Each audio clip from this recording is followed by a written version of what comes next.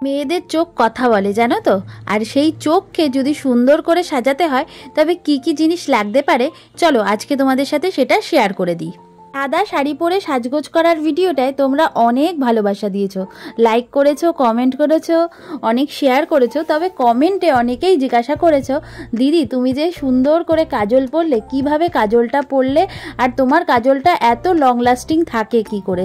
তো চলো তোমাদের সাথে সেই ভিডিওটাই একটুখানি শেয়ার করে দিই। কাজল যাতে অনেক বেশি সময় ধরে একদম ঠিক থাকে তার জন্য কিছু টিক্স তো অবশ্যই আছে। চলো সেই টিক্সটাই তোমাদের সাথে শেয়ার করি।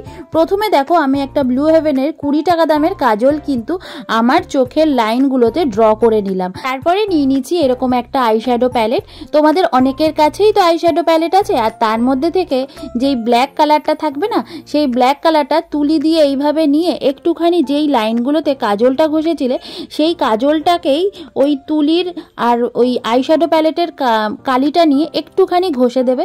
দেখো একটু ডিপ করেই ঘষাটা হবে, তাহলে কি বলো তো এটা দেখতে কিন্তু ভীষণ সুন্দর লাগে।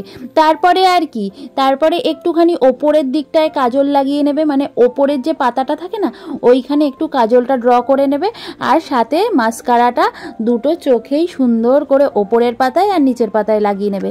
ব্যাস এইটুকুনি টিপস কিন্তু তোমাদের সাথে শেয়ার করার ছিল।